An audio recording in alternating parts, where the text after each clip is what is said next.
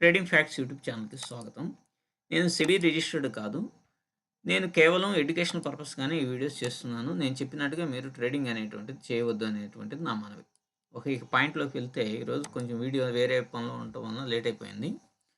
నేనేం చెప్పాను, మీరు ఈ లెవెల్‌ని అంటే ఇక్కడున్నటువంటి లెవెల్‌ని 23,425 లెవెల్ పైన గనక సస్టైన్ అయితే అంటే గ్యాప్ అప్ అయ్యి అక్కడ గనక సస్టైన్ అయితే పైకెళ్తుంది. లేదంటే అప్పుడే బై సైడ్ ఉంటాను. లేదంటే మాత్రం మరొక యాక్షన్ అనేటువంటిది తీసుకుంటాను అని చెప్పేసి చెప్పడం జరిగింది. కాబట్టి పొద్దున్న వీడియో చాలా తక్కువ మందే చూసారు కాబట్టి కావాలంటే ఇక్కడ వీడియోలో నేను చెప్పింది ఒకసారి చూడండి. ఇక్కడ చూడండి ఒకసారి నేను పొద్దున చెప్పింది. రాసి స్టేబుల్‌గా గనక ఉండగలిగితే, ఇక్కడ గనక స్టేబుల్‌గా గనక ఉండగలిగితే మార్కెట్ అనేటువంటిది అప్ సైడ్ వెళ్ళటానికి పాసిబిలిటీ అనేది చాలా అంటే చాలా ఎక్కువగా ఉంటుంది. ఇలా జరగకపోవచ్చు. మీరు మీ సొంతంగా ఆలోచించి రేపు ట్రేడ్ అనేటువంటిది చేయండి. సో, ఇది క్రాస్ అయ్యి వెళ్ళిపోయేటువంటి అవకాశం ఉంటుంది. అయితే మీరు ఇంకోటి కూడా గమనించాలి. ఈరోజు బజాజ్ ఫైనాన్స్ అనేటువంటిది దాదాపుగా అంటే మనం క్రాస్ అయితే అంటే ఫర్ ఎగ్జాంపుల్‌గా సుమారుగా 23,430ని గనక రాసి స్టేబుల్‌గా గనక ఉండగలిగితే ఓకే. విన్నారు గదా! 23,430 23,430 చూడండి దాదాపుగా ఒక్క నిమిషం 23,430 ఓకే. దీన్ని గనక క్రాస్ చేస్తేనే పైన గనక ఉంటేనే అసలు ఇప్పుడు మనం 5 మినిట్స్ క్యాండిల్‌లో పెట్టుకుందాం. 5 మినిట్స్ టైమ్ ఫ్రేమ్‌లో పెట్టుకున్నప్పుడు మీరు చూడండి 23,430 మీరు వీడియోలో వినేవారు కదా! 430ని క్రాస్ అయిందా? క్రాస్ కాలేదు. అసలు ఫస్టే దీనికి నెగెటివ్‌గా ఒక మంచి బేరిష్ క్యాండిల్ అనేటువంటిది పడిపోయింది. ఇదిగో ఇక్కడ మంచి బేరిష్ క్యాండిల్ అనేటువంటిది ఇంత పడిపోయినప్పుడు దీన్ని గనక ట్రై చేసినాయి ఈ 2 క్యాండిల్స్. బట్ దీన్ని క్రాస్ కాలేకపోయినాయి. అంటే ఏంటి? పైకి తీసుకెళ్ళేటువంటి పరిస్థితులు లేవు. సో, ఇది స్ట్రాంగ్ రెసిస్టెన్స్‌గా పనిచేస్తది. ఖచ్చితంగా స్ట్రాంగ్ రెసిస్టెన్స్‌గా పనిచేసినప్పుడు ఓ బేరిష్ క్యాండిల్ పడితే ఏమవుతది? మన ప్లాన్ కిందకే కదా వెళ్ళిపోయేది. సో, ఇక పైకి ఇక్కడికొచ్చేటువంటి ఛాన్సెస్ దీన్ని క్రాస్ అయ్యేటువంటి ఛాన్సెస్ అనేటువంటిది లేదు. సో, ఈ క్యాండిల్‌లో మనం ఎంట్రీ అనేటువంటిది తీసుకుంటాం. తీసుకొని మంచిగా అంటే ఈ స్వింగ్ వరకు మనం ప్రాఫిట్ అనేటువంటిది బుక్ చేస్తాం. తర్వాత మరలా ఏమైంది? లేదంటే ఇంకొక ఇండికేటర్‌ని యాడ్ చేసుకోండి. నేను సహజంగా సిపిఆర్‌ని యాడ్ చేస్తా ఉంటా.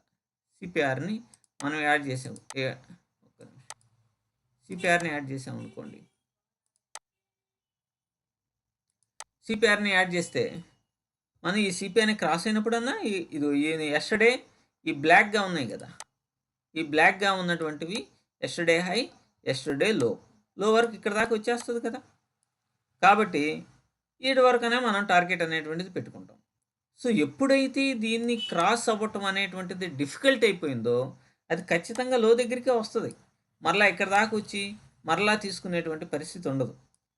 దానికి తోడు ఇండియా విక్స్ అనేటువంటి దాని ప్రభావం వలన కూడా అది డౌన్ అయిపోయింది. తర్వాత ఇక్కడి నుంచి మళ్ళా సస్టైన్ అయ్యి, ఇక్కడ సస్టైన్ అయ్యి అంటే యెస్టర్‌డే ఇక్కడ ఒకసారి రిజెక్షన్ వచ్చి, మళ్ళా ఇక్కడ రిజెక్షన్ ఇచ్చినప్పుడు దీని నుంచి మనం తీసుకుంటాం మరలా.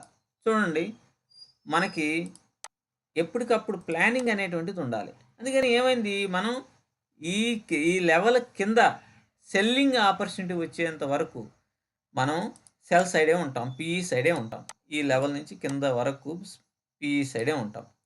ఇన్ కేస్ మరలా ఇక్కడ దాకా వచ్చేసేసి మరలా పీఈ ఆపర్చునిటీ ఉన్నదనుకోండి. సెల్లింగ్ ఆపర్చునిటీస్ బేరిష్ క్యాండిల్ పెడితే మళ్ళా అక్కడే నుంచి యెస్టర్‌డే లో వరకు మనం ఉంటాం అనేటువంటిది జరిగింది. సో, నేనైతే ఇక్కడ కొంత డౌట్ పడింది. మనమైతే తీసుకోలేదు. బట్ ఎప్పుడైతే ఇక్కడ సెకండ్ టైమ్ అంటే 12:15 ఆ ప్రాంతంలో మనకి పీఈ ఆపర్చునిటీ అనేటువంటిది వచ్చిందో, వెంటనే అక్కడ పొజిషన్ తీసుకొని మరలా యెస్టర్‌డే లో వరకు ఇక్కడ వరకు ఈ స్వింగ్ వరకు మనం వెయిట్ చేయడం అనేటువంటిది జరిగింది. కాబట్టి మనం ఎప్పుడైనా సరే ముందుగానే ఒక ప్లానింగ్, ఒక సరైనటువంటి రెసిస్టెన్స్ లెవెల్ ఏంటి? సరైనటువంటి ఆహ్, సపోర్ట్ లెవెల్ ఏంటి అనేటువంటిది మనం ముందుగానే అండర్‌స్టాండ్ చేసుకుంటే అప్పుడు మనకి సక్సెస్ అనేటువంటిది బాగా ఉంటుంది. సో, ఈ విధంగా మనం గనక ముందుగానే ప్లానింగ్ యేసుకొని ఇక్కడ ఉంది 23,430 నేను చెప్పాను కదా! మీరు వీడియోలో విన్నారు కదా! దీన్ని క్రాస్ అయ్యి సస్టైన్ అయితే ఖచ్చితంగా పైకెళ్ళిపోతది. ఇప్పుడు రేపటికైనా సరే ఇది ఒక పెద్ద రెసిస్టెన్స్ పాయింటే అవుతుంది. రేపటికి కూడా 23,430 అనేది చాలా రెసిస్టెన్స్‌గా ఉంటుంది. ఏదైనా సరే ఇక్కడ దాకా వచ్చేసి ఒక మంచి బేరిష్ క్యాండిల్ పడితే మళ్ళీ మనం పీఈ సైడే ఉంటాం. సో, ఈ లెవెల్‌ని క్రాస్ అయ్యేంత వరకు కూడా 23,430 అనేటువంటిది మీరు నోట్ చేసుకోండి. 23,430 అనేటువంటిది ఒక మంచి రెసిస్టెన్స్ లెవెల్‌గా ఉంటుంది. ఇది క్రాస్ చేసి పైకి గనక వెళ్ళినప్పుడు మాత్రమే ఇక రెసిస్టెన్స్ వాల్యూని ఇది ఇప్పుడు కోల్పోయి కొత్త రెసిస్టెన్సెస్ అనేటువంటివి వస్తుంటాయి. ఈ విధంగా ఎప్పటికప్పుడు మనం ప్లానింగ్ అనేటువంటిది చేసుకుంటూ ఉండాల. అలాగే మీరు చూడండి, బజాజ్ ఫైనాన్స్‌లో కూడా మనం అంటే ఊరికనే ఒక ఐడియాలజీ కోసం నేను చెప్తున్నా.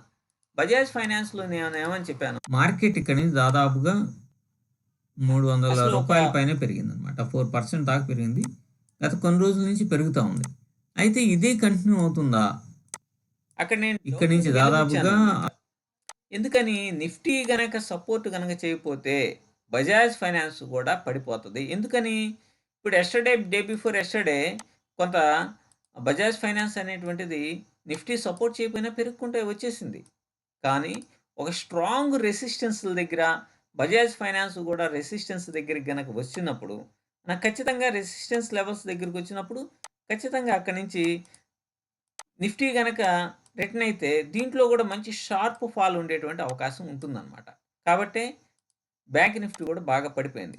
ఎప్పుడైనా సరే మనం ఈక్విటీలో ట్రేడింగ్ అనేటువంటిది చేసేటప్పుడు మనం నెగెటివ్ సైడ్ గనక ఆలోచిస్తున్నప్పుడు మన స్టాక్స్ ఏవైతే ఒక 10% అబోవ్ గనక అప్ సైడ్ వెళ్ళి ఉంటాయో అవి నిఫ్టీ ప్రకారం మూవ్ అయ్యేటట్టయితే వీటిలో మంచి ప్రాఫిట్స్ అనేటువంటివి తీయొచ్చు.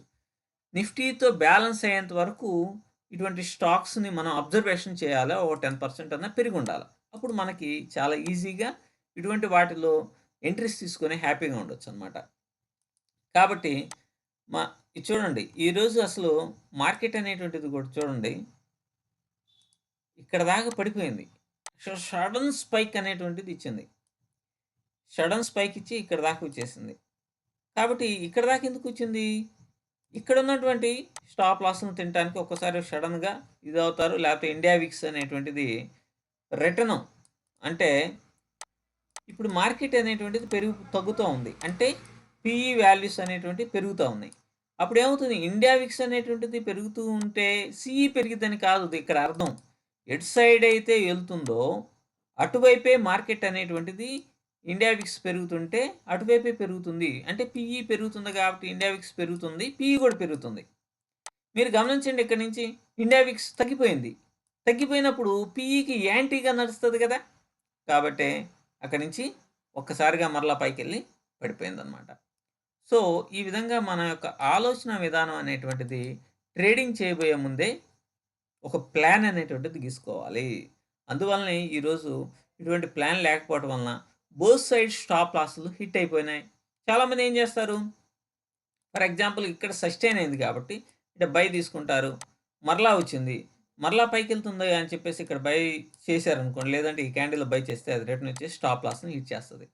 దాదాపుగా ఇప్పుడున్నటువంటి చార్ట్స్ మొత్తం కూడా కామన్ ట్రేడర్ని కన్ఫ్యూజ్ చేసే విధంగానే డిజైనింగ్గా నడుస్తున్నాయి అనటంలో ఎటువంటి సందేహం లేదు. కాబట్టి చిన్న చిన్న ట్రేడర్స్ ఎప్పటికప్పుడు తమ ఆలోచన విధానాలకు అనుగుణంగా మార్కెట్ని ఎప్పుడప్పుడు ఎనాలిసిస్ చేసేటువంటి నాలెడ్జ్ని పెంపొందించుకోండి, ఖచ్చితంగా సక్సెస్ అవుతారు. లేకపోతే మాత్రం చాలా నష్టాలు సరిచూడాల్సి వస్తుంది. మీరు ట్రేడ్ చేయటానికి ముందే మీ యొక్క ట్రేడింగ్ ప్లాన్ అనేటువంటిది ఉండాలని గమనించండి. Thank you.